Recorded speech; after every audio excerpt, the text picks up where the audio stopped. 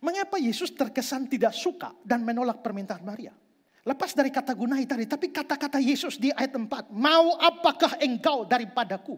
Itu di dalam terjemahan lama, apakah yang kena-mengena antara aku dan engkau? Nada dari kalimat Yesus ini, itu nada tidak enak. Dengan kata lain, waktu Maria minta Yesus bikin mujizat, Yesus tidak senang dengan permintaan Maria. Bahwa ini nada tidak enak, bisa dilihat penggunaan kalimat yang kurang lebih sama sepanjang Alkitab. Hakim-Hakim 11 ayat 12. Apakah urusanmu dengan aku sehingga engkau mendatangi aku untuk memerangi negeriku? 2 Samuel 16 ayat 10.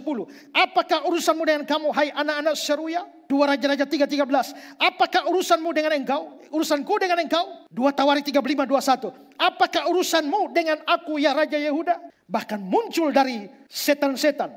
Matius 8:29. Apakah urusanmu dengan kami, hai anak Allah? Markus 1:4.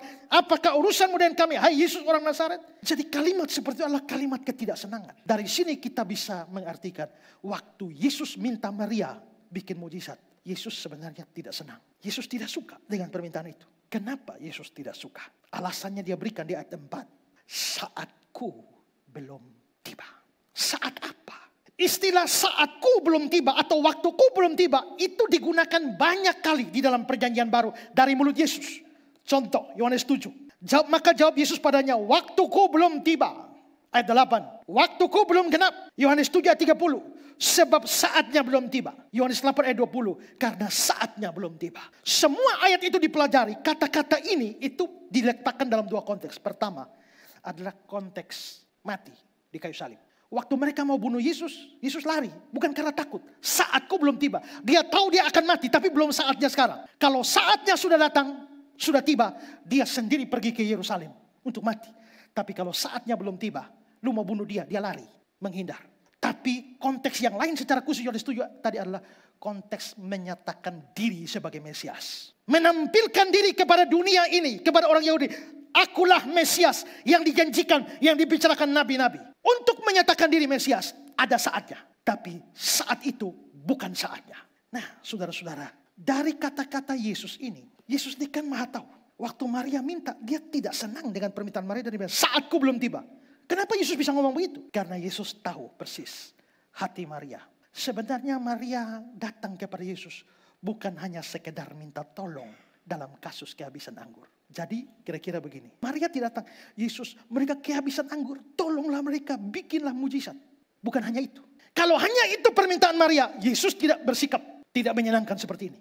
Tapi Yesus tahu apa tujuan Maria. Kelihatannya Maria mau memanfaatkan kasus kehabisan anggur. Supaya Yesus tolong dan bikin mujizat. Dan peristiwa itu membuat semua mata mengarah kepada Yesus. Dan semua orang percaya Yesus itu Mesias. Jadi Yesus, sekarang mereka kehabisan anggur. Buatlah mujizat. Supaya semua orang di pesta ini tahu siapa engkau. Mau apakah engkau ibu? Saatku belum tiba. Saat aku menyatakan diri sebagai Mesias belum tiba. Kenapa Maria mempunyai keinginan begini? Ini acara keluarga. Dan sangat mungkin Maria telah menderita berbagai macam gosip dan fitnah. Mulai dari dia mengandung Yesus sampai saat ini. Tentu berapa banyak orang yang percaya pengakuan Maria bahwa dia didatangi malaikat. Lalu bayi yang dikandungnya itu adalah dari Roh Kudus. Sukar orang terima itu. Mereka mungkin telah bergosip bahwa Maria telah berzina. Sehingga akhirnya punya anak haram yaitu Yesus. Maka bisa jadi Yesus pun seperti muncul dalam Injil Yohanes. Engkau anak hasil perzinahan. Maka Yesus dianggap anak hasil perzinahan. Dan Maria itu berzina. Maria tahan hati karena dia tahu siapa Yesus. Mumpung sekarang acara keluarga. Tunjukkanlah kepada semua. Nyatakanlah kepada semua siapa engkau sesungguhnya. Obatilah lukaku sekian lama. Dengan buat mujizat. Supaya orang tahu saya tidak berzina. Dan kamu bukan anak haram. Bahkan lebih daripada itu. Kamu Mesias. Itu tujuan Maria. Dan Yesus tidak suka dengan yang satu ini. Untuk menolong orang Yesus suka. Tapi untuk yang satu ini yang terakhir. Yesus tidak suka. Perhatikan kata-kata dalam Wycliffe Bible Commentary. Mau apakah engkau daripadaku? Kata-kata ini menunjukkan perbedaan kepentingan. Dan tampaknya ada unsur menegur. Maria mungkin mengharapkan agar Yesus mempergunakan situasi tersebut untuk menarik perhatian orang kepada dirinya dengan cara sedemikian rupa untuk mendukung program mesianis. Nah, sekarang Maria datang dengan 2 tujuan. Tolong keluarga yang kehabisan anggur. Tunjukkanlah siapa engkau supaya orang mengakui engkau. Bagaimana cara Yesus mengatasi ini? Untuk menunjukkan siapa aku, belum saatnya. Jangan. Tapi untuk menolong keluarga yang kehabisan anggur, dia lakukan. Karena itulah Yesus menolong keluarga itu dengan bikin mujizat. Tapi setelah mujizat itu terjadi, yang dapat puji siapa? Yesus. Yang menonjol siapa? Yang menjadi pusat perhatian siapa? Bukan Yesus. Perhatikan ayat 9-10. Setelah pemimpin pesta itu mengecap air yang telah menjadi anggur, dan dia tidak tahu dari mana datangnya, tapi pelayan-pelayan yang mencedok air itu mengetahuinya. Dia memanggil mempelai laki-laki dan berkata kepadanya, setiap orang menghidangkan anggur yang baik dahulu, dan sesudah orang puas minum, barulah yang kurang baik.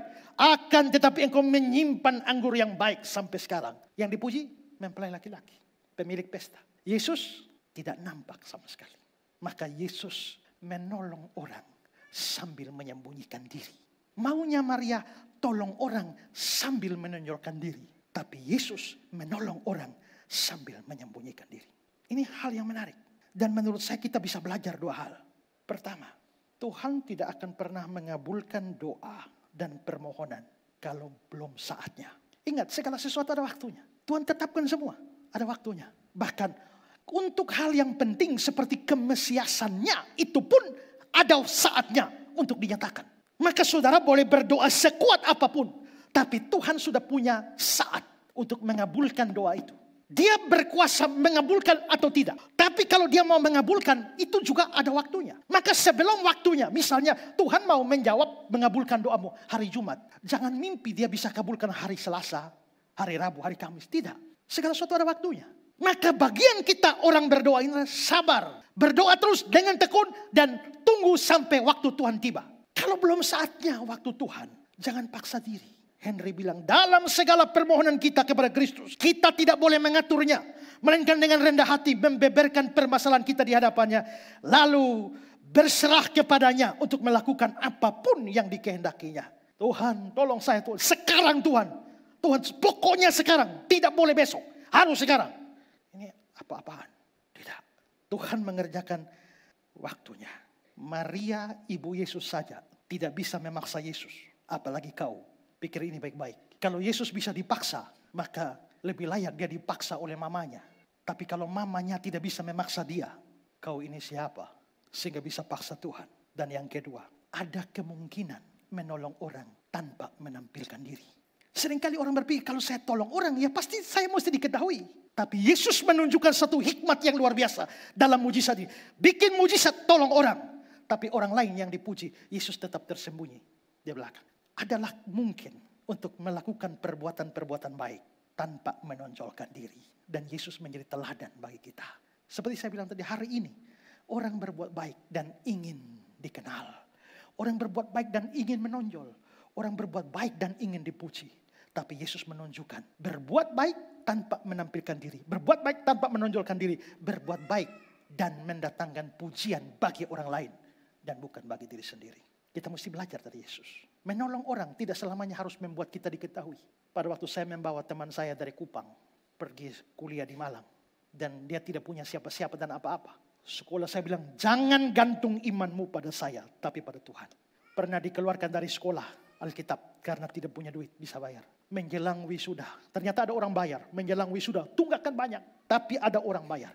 Lalu saya bilang kepada dia, tolong tanya bendahara. Bendahara pasti tahu siapa yang bayar. Sebelum kau out dari sekolah ini, minta terima kasih pada orang itu. Lalu bendahara bilang, saya izin tanya sama orangnya. Tapi orangnya bilang, tidak perlu tahu siapa yang bayar. Hanya satu hal yang pasti. Di antara orang-orang yang maju dan memberikan selamat kepada kamu atas wisudamu, saya ada di dalam. Dan sampai hari ini kita tidak pernah tahu siapa itu. Ada orang-orang yang seperti Yesus. Menolong orang tanpa menonjolkan diri. Ya, shalom Bapak Ibu Saudara-saudara. Saat ini saya ada di sebuah desa di Kabupaten Kupang. Itu jaraknya kira-kira 4 jam perjalanan dengan mobil dari kota Kupang. Dan desa ini namanya Desa Bioba. Dan Bapak Ibu, selama beberapa tahun ini saya bersama dengan GKIN Revival Kupang maupun juga Yayasan Karya Bakti Esra Soro menaruh perhatian untuk pelayanan di desa ini. Dan di sini kami membangun sebuah sekolah ya untuk anak-anak SD, sekolah berasrama, dan juga mau membangun sebuah gedung tempat ibadah untuk orang-orang Kristen di tempat ini.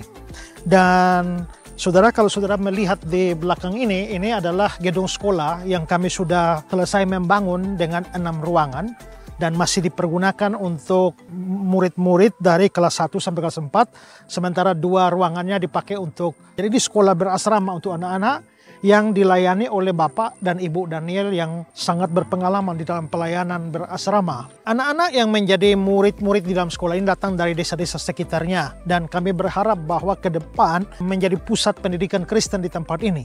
Sementara itu juga saudara, kami mau berencana membangun satu gedung kebaktian karena jemaat di sini belum mempunyai tempat kebaktian. Kalau saudara lihat, ini sudah ada tiang-tiang yang berdiri, dan kalau saudara lihat tenda biru di sana, itu kami masih beribadah atau masih berbakti setiap hari Minggu di bawah tenda ini, dan menjadi problem besar kalau hujan turun ya. Nah, karena itu kami sudah berencana untuk membangun mulai minggu ini, kita sudah membangun dengan tiang-tiang ini, dan setelah itu tahap berikut akan atap supaya jemaat bisa beribadah di tempat ini ya. Nah, ini kami dari Kupang bersama-sama dengan jemaat di tempat ini, dan pembangunan segera kami percepat karena dalam cuaca hujan semacam ini kasihan kalau jemaat berbakti lalu harus kehujanan. Nah, karena itulah saudara-saudara, saya Pendeta Ezra Soru, saya meminta dukungan saudara-saudara semua, dukungan doa, dan kalau Tuhan menggerakkan saudara untuk ambil bagian di dalam pembangunan gedung kebaktian ini, saudara bisa menyalurkan dana bantuan saudara untuk pelayanan atau pembangunan gereja gedung kebaktian di Desa Bioba ini. Di layar saudara ini ada nomor rekening dari Yayasan Karya Bakti Ezra Soru. Silakan saudara berdonasi di sana dan memberikan catatan untuk pembangunan gedung ibadah di Desa Bioba, Kabupaten Kupang ya. Karena itu, mari saya sekali lagi memberikan kesempatan buat kita punya banyak hal untuk kita dukung dalam pelayanan. Tetapi kalau Tuhan memang menggerakkan saudara, mari ambil bagian bersama-sama dengan saya, GKIAN Revival Kupang, dan Yayasan Karya Bakti Ezra Soru. Biarlah jemaat Tuhan di sini boleh mendapatkan tempat yang baik untuk beribadah dan melayani. Tuhan memberkati saudara sekalian.